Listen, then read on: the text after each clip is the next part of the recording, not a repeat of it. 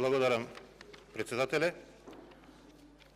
Гледајќи го денешниот дневен ред, навистина не ми е сватливо како една точка после подолго време и после критики од сите страни се уште никако да се најде на дневен ред на Собранието на Република Македонија.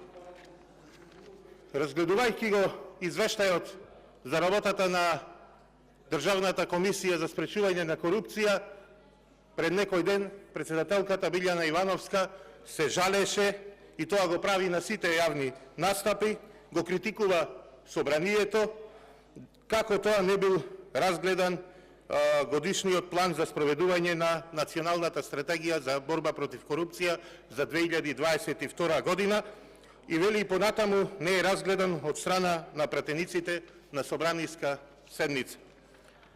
Тоа исто го направи и евроамбасадорот Гир, кој исто така во една прилика пред некој ден го искритикува Собранието, поради тоа што, како што вели, до ден денешен не расправало за претходниот годишен извештај за спроведување на Националната стратегија за спречување на корупцијата и судирот на интереси. И при тоа евроамбасадорот порача дека ваквото однесување на пратениците не е охрабрувачко, додавајќи дека потребно е зајакнување на рамката за борба против корупцијата и дека е клучно власта да заедно со опозицијата да се здружи и да донесат мерки за борба против корупцијата.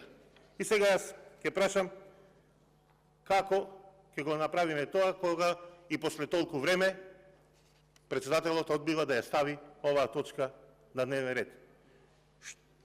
Ќе се прашам што тоа сакате да се скрие.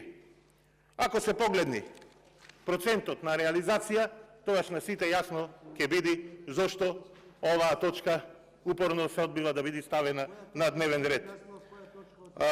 Во 2021 година процентот за реализација на Националната стратегија за борба против корупција беше 20%, а годинава напредуваме како и во се, работиме, како што вели премиерот, како и до сега, реализацијата е мизерни 10%.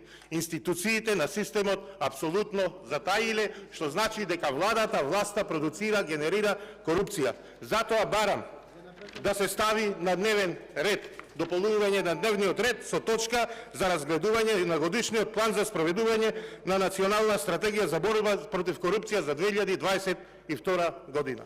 Благодарам.